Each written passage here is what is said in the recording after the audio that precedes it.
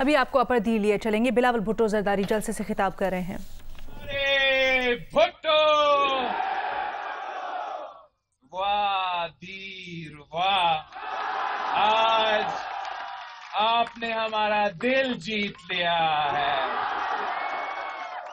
ویسے Pakistan Peoples party کے پختونخوا میں ہمارا کنونشنز کا سلسلہ چل رہے ہیں. شروع ہم نے آبتباد سے لیا تھا، پھر پشاور، مردان، نوشہرہ، اور آج میں اپنے دیر کے بزرگوں، دیر کے بھائیوں کے درمیان ہوں اور بہت ہی خوشی محسوس ہو رہا ہے. ساتھیوں، پی ایس ایف کا بھی شکر گزار ہوں، پی بھائیوں کا بھی شکر گزار ہوں، آپ سب کا. میں سب سے پہلے یہاں کے عوام کا، دیر کے بزرگوں کا شکریہ بھی کرتا ہوں اور سرخ سلام پیش کرتا ہوں.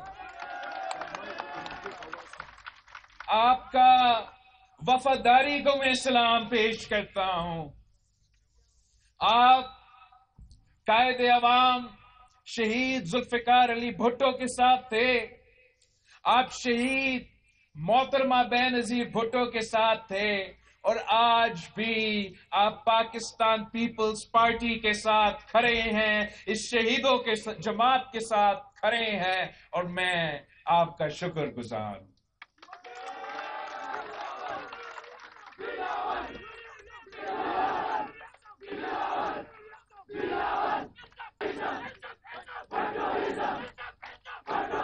ساتھیوں، آج کل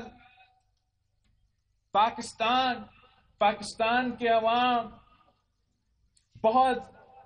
بہت سے مسائل کا سامنا کر رہے ہیں. آپ کو معلوم ہے کہ مہنگائی تاریخی سطح پہ پہنچ چکا ہے، بے روزگاری، غربت میں اضافہ ہوتا جا رہا ہے، اور اسلام آباد کے حکمرانوں کو کوئی احساس نہیں ہے کہ میرے ملک کے عوام کتنے دکھ میں ہے، کتنے تکلیف میں ہے، کتنے مشکل حالات سے گزر رہے ہیں.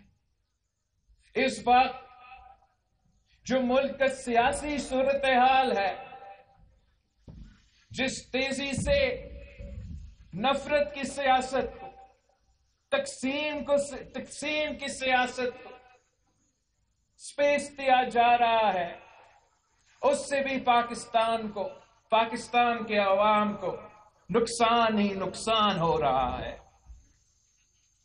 مجھے نہیں معلوم کہ ہمارے جو بزرگ سیاستدان ہیں ان کا ارادے کیا ہے، مگر ان کی یہ جو نفرت کی سیاست ہے، یہ جو تقسیم کی سیاست ہے، یہ میرے عوام کو نقصان پہنچا رہے ہیں.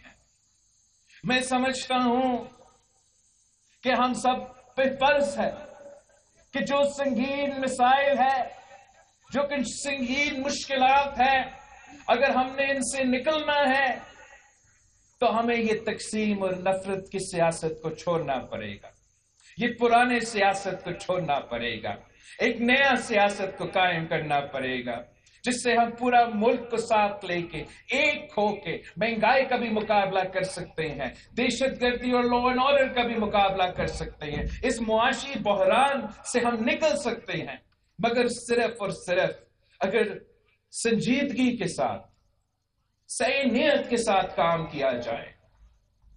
میں نے یہ دیکھا ہے، میں نے حکومت بھی دیکھا ہے، میں نے اپوزیشن بھی دیکھا ہے، پاکستان میں جتنا پوٹینشل ہے شاید دوسرے ملک میں اتنا پوٹینشل نہ ہو. اگر مسئلہ ہے تو ہمارے اپنے سیاستدان کے آپس کے لڑائی کا مسئلہ ہے، اگر مسئلہ ہے تو ہمارے بزرگ سیاستدانوں کا انا کا مسئلہ ہے، اگر مسئلہ ہے تو ہمارے پرانے سیاستدانوں کے پرانے سیاست کا مسئلہ ہے، وہ سیاسی مخالفت نہیں، وہ ذاتی دشمنی پہ اتر آئے ہیں۔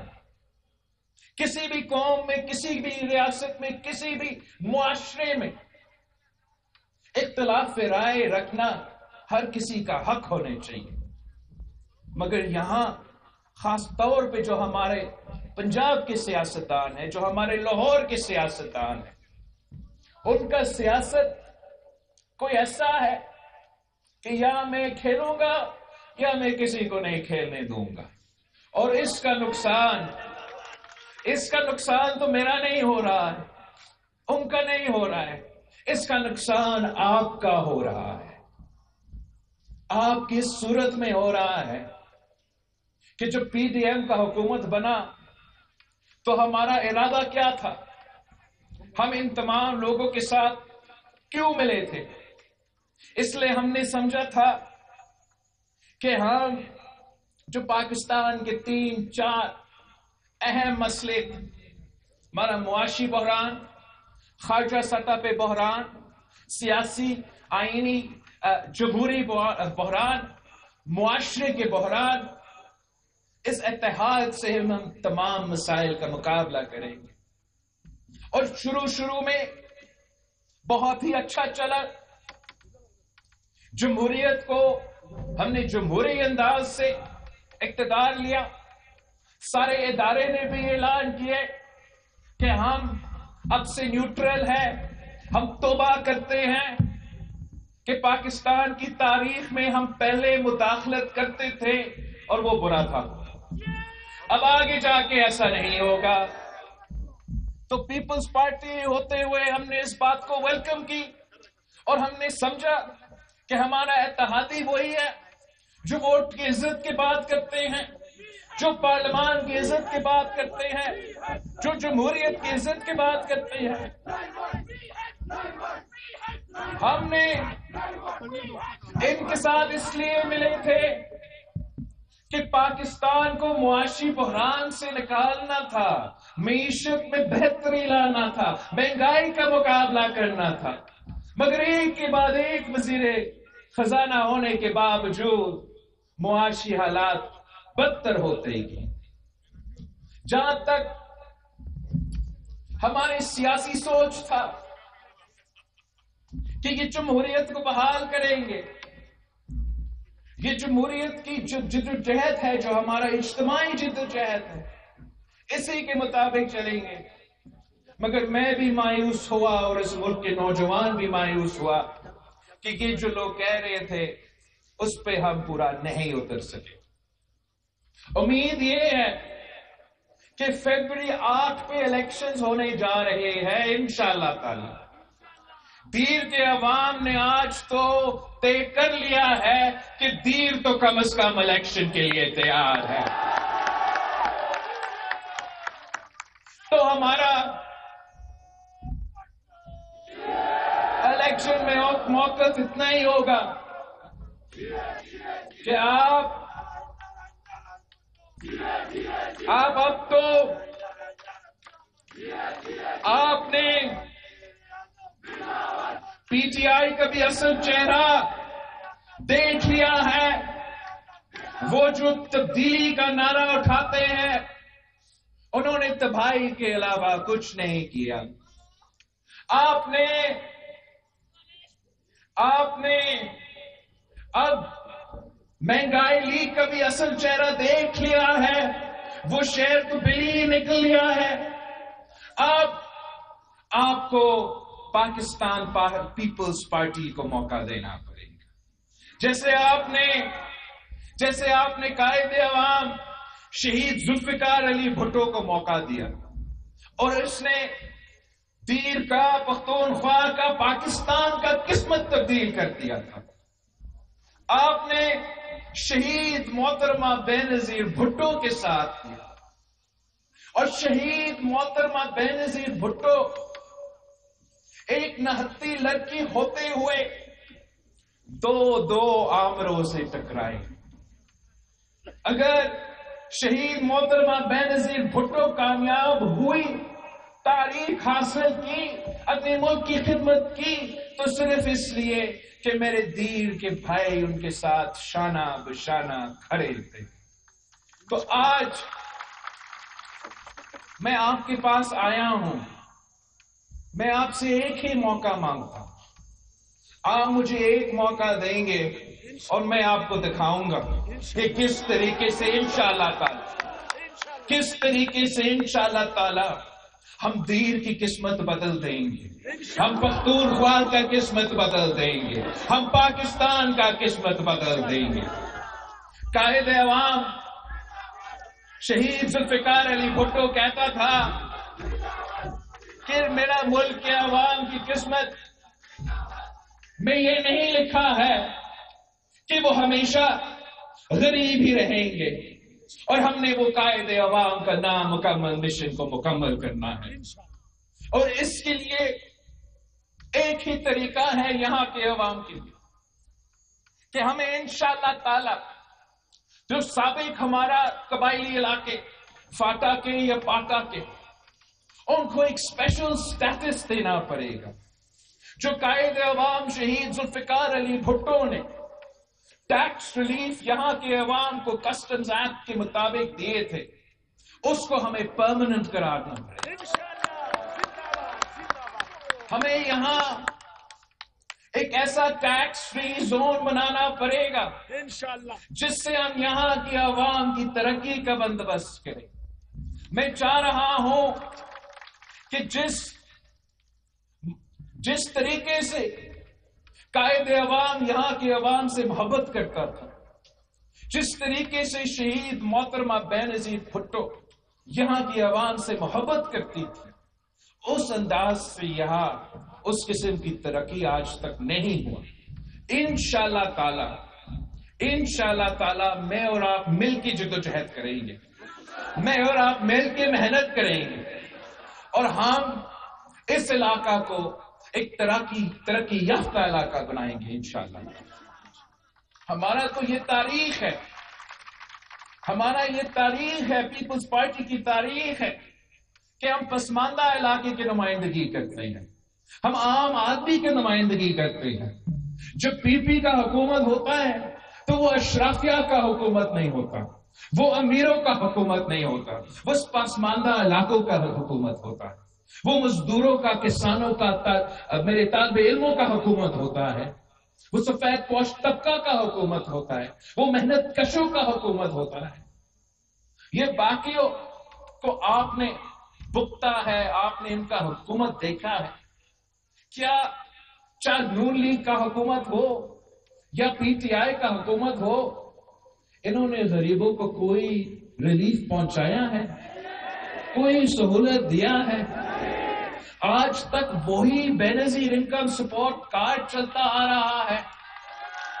بینظیر انکم سپورٹ کارڈ ایک انقلابی پروگرام ہے جس کے تحت اس ملک کے غریب ترین عورتوں کو ہم مالی مدد پہنچاتے ہیں، غربت کا بھی مقابلہ کرتے ہیں، ویمنز امپاورمنٹ بھی کرتے ہیں۔ اس کو ہم اضافہ تو لے کر آئیں گے، اس کو بڑھائیں گے، مگر یہ ناکافی ہے۔ ہمیں بہت کچھ اور کرنا پڑے گا جس میں ہم سب پسماندہ غریب طبقات کو کوئی نہ کوئی کسی نہ کسی طریقے سے ریلیف پہنچا سکیں۔ اور میرے پاس ایک پلان ہے۔ میں چاہتا ہوں کہ جیسے ہم نے سندھ میں ایک شروع کیا ہے ایک پائلٹ پروجیکٹ بینظیر مزدور کارڈ کے نام سے، اور ہم چاہتے ہیں کہ یہ بینظیر مزدور کارڈ کو ہم ملک بھر میں انٹروڈیوس کریں، اور میں آپ کو سمجھانا چاہوں گا کہ یہ بینظیر مزدور کارڈ کا مقصد یہ ہے کہ ہم چاہتے ہیں کہ ہمارے بھائی جو دن رات محنت کر کے خون پسینہ کا محنت کرتے ہیں، کہ ان کے جو تمام گھر کے مسئلے ہوتے ہیں، چاہے وہ صحت کے حوالے سے بزرگوں کا صحت کا علاج کے مسئلہ ہو، بچوں کا تعلیم کا مسئلہ ہو، جو بھی مسئلے، ہم ان کو ڈائریکٹلی اس مزدور کارڈ کے تھرو سپورٹ دیا جائے۔ اور یہ جو مزدور کارڈ ہے وہ نہ صرف ہمارا جو حکومت میں کام کرتے ہیں، نہ صرف وہ جو انڈسٹریز میں بزنس میں کام کرتے ہیں وہ مزدور، لیکن تمام مزدور، چاہے وہ کسی دکان پہ کام کرتے ہیں، چاہے وہ زراعی مزدور ہو، چاہے وہ سیلف امپلائڈ ہو، تمام مزدوروں کے لیے بینظیر مزدور کارڈ کے تھرو ہم ڈائریکٹلی حکومت کی طرف سے سوشل سیکیورٹی کا سپورٹ دلوائیں گے، تاکہ وہ تمام پریشانیاں ہمارا ذمہ داری ہو اور ان کا ایک ذمہ داری ہو کہ وہ محنت کرے، وہ اپنا مزدوری کرے، اپنا گھر کا خیال رکھے اور ملک کی معیشت میں اپنا کنٹریبیوشن کرے۔ یہ کام ہم نے شروع کیا ہے اور انشاءاللہ پورا پاکستان میں ہم یہ کریں گے۔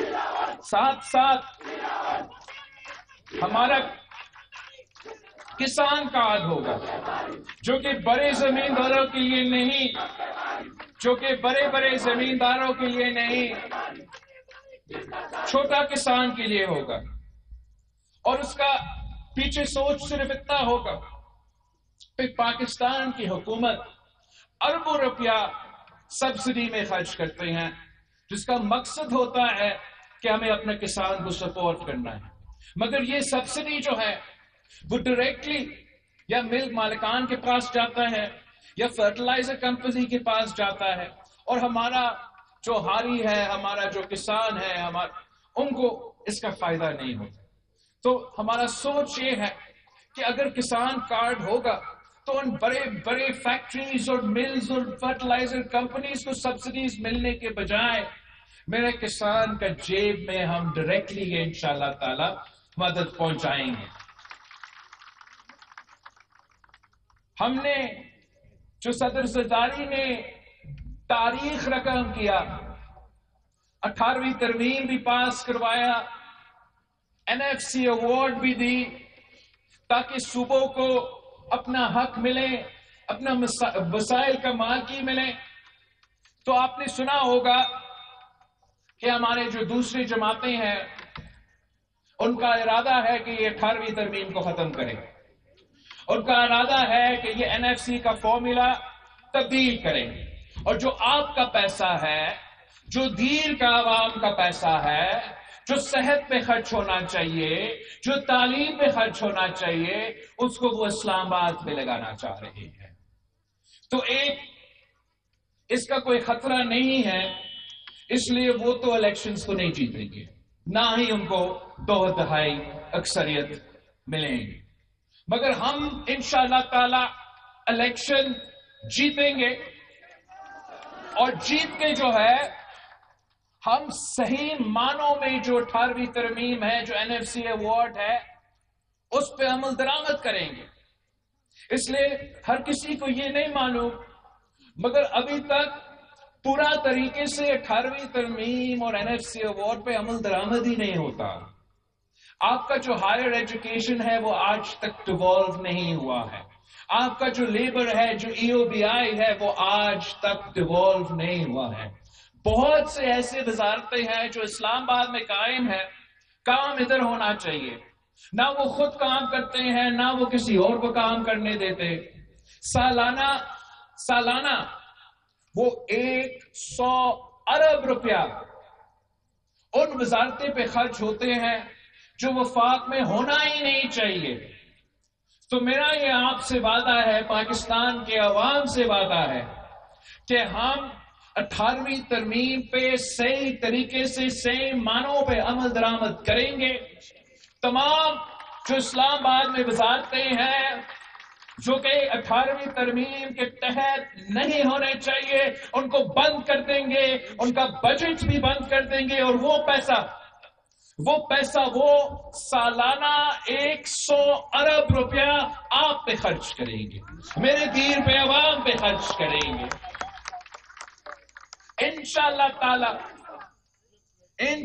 تعالی جو بھی آپ کا مطالبہ ہوگا۔ نجم الدین خان صاحب نے کہا کہ آپ کو 500 بیڈ کی ہاسپٹل کی ضرورت ہے، میں آپ سے وعدہ کرتا ہوں آپ پیپلز پارٹی کو جتوائے، بڑی اکثریت سے جتوائے، تو میں نہ صرف یہاں ایک 500 بیڈ کا ہاسپٹل، اور وہ بھی 6 مہینے کے اندر ہی اندر بناؤں گا،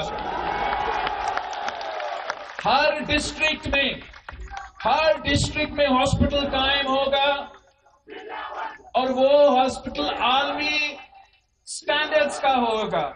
और हमारे मीडिया के भाई इधर आज मौजूद है, उनका बहुत मेहरबानी, मगर उनका ये टीवी स्क्रीन्स आपको नहीं दिखाएंगे।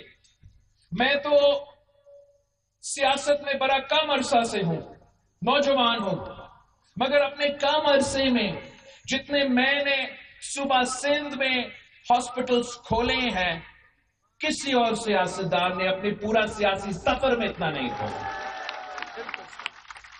मैंने दिल के इलाज के लिए जो मुफ्त हॉस्पिटल्स कायम किए, आपके काफी सारे दोस्त कराची में होंगे, उनसे फोन करके पूछे कि मैंने ना सिर्फ दिल का मुफ्त। अल-अज़ीज़िया और एवनफील्ड रेफरेंसेस में सजाओं के खिलाफ नवाज शरीफ की अपील की समाअत इस्लामाबाद हाई कोर्ट में हुई है। इस बारे में मजीद जानेंगे नुमाइंदा जियो न्यूज़ अवैस यूसुफजई ने ज्वाइन किया। अवैस, क्या खबर है? जी देखिए, नवाज शरीफ की एवनफील्ड और अल-अज़ीज़िया स्टील मिल्स रेफरेंस में सजा के खिलाफ अपीलों पर समाअत 27 नवंबर तक मुलतवी हो गई है और अदालत ने एवनफील्ड रेफरेंस में सजा के खिलाफ अपील पर जो अपील कुनिंदा के वकील हैं अमजद परवेज एडवोकेट और आजम नजीर तारड़, उनसे आइंदा समाअत पर दलाइल तलब कर लिए हैं। आज चीफ जस्टिस आमिर फारूक और जस्टिस मियां गुल हसन औरंगजेब पर मुश्तमिल 2 रुकनी डिवीजन बेंच ने जब समाअत का आगाज किया तो आजम नजीर तारड़ रोस्टम पर आए और उन्होंने बताया कि हमने एक सीक्वेंस तैयार किया है और हम पहले एवनफील्ड रेफरेंस की अपील पर दलाइल देंगे। इस पर चीफ जस्टिस आमिर फारूक ने उनसे पूछा कि आपको कितना वक्त चाहिए होगा अपने दलाइल के लिए, आप कितने घंटों में अपने दलाइल मुकम्मल कर सकते हैं। उनका ये कहना था कि दिनों नहीं घंटों के हवाले से कहा है कि आपको कितना वक्त दरकार होगा, ये अदालत को बताएं। जिस पर अमजद परवेज एडवोकेट ने कहा कि ज्यादा से ज्यादा 4 से 6 घंटे उन्हें चाहिए जब वो अपने दलाइल मुकम्मल कर लेंगे। जब नैब प्रोसिक्यूटर से पूछा गया कि उन्हें दलाइल में कितना वक्त लगेगा तो उनका ये कहना था कि वो आधे घंटे में अपने दलाइल मुकम्मल कर लेंगे। इस पर चीफ जस्टिस ने कहा कि हम आपको कपल ऑफ आवर यानी तकरीबन 2 घंटे दे देंगे, आप उसमें अपने दलाइल मुकम्मल कर लीजिएगा। चीफ जस्टिस का ये कहना था कि हम इस पर समाअत जो है पीर से शुरू करेंगे, जिस पर आजम नजीर तारड़ एडवोकेट रोस्टम पर आए और उनका ये कहना था कि इसमें अपील कुनिंदा के हकूक यानी राइट इन्वॉल्व हैं, तो हमारी ये इस्तदा है कि इस पर जल्द समाअत की जाए। इस पर चीफ जस्टिस आमिर फारूक ने कहा कि अगर जरूरत हुई तो हम इस पर रोजाना की बुनियाद पर समाअत करेंगे। जी ठीक है, वैसे हमें बता रहे हैं कि नवाज शरीफ की अल-अज़ीज़िया और एवनफील्ड रेफरेंसेस में सजा के खिलाफ अपील की समाअत 27 नवंबर तक मुलतवी कर दी गई है। नवाज शरीफ ने इस्लामाबाद में मौलाना फजलुर रहमान से उनके घर जाकर मुलाकात की है। इस बारे में मजीद तफसीलात जानेंगे अपने नुमाइंदे आसिफ बशीर चौधरी से। आसिफ, मुलाकात का अहवाल क्या है आपके पास? मियां नवाज शरीफ जो हैं वो जब से पाकिस्तान वापस आए हैं उसके बाद उनकी ये पहली मुलाकात है मौलाना फजलुर रहमान से, और वो उनकी जो सास साहिबा का इंतकाल हुआ था उसके ऊपर ताज़ियत भी करेंगे, दुआ करेंगे। इसके अलावा तो यही जाहिर की जा रही है कि मुल्क की सियासी सूरत हाल के बारे में भी बात होगी। ताहम ये बंद कमरे की मुलाकात है और इसमें दोनों रहनुमाओं के साथ उनके जो रुफका हैं वो शरीक हैं। ताहम यही बताया जा रहा है कि मियां नवाज शरीफ जो हैं वो दुआ करने के लिए हाजिर हुए हैं और मुलाकात का एजेंडा दुआ का है। ताहम मुलाकात के बाद मालूम होगा कि इस मुलाकात के दौरान क्या बातचीत हुई और क्या अमूर ज़ेरे बहस आए। ताहम मियां नवाज शरीफ इस्लामाबाद हाई कोर्ट में पेशी के बाद मौलाना फजलुर रहमान की रिहाइशगाह पर जो है वो पहुंच चुके हैं और इस वक्त ये मुलाकात शुरू हो चुकी है। जी बहुत शुक्रिया आसिफ बशीर चौधरी।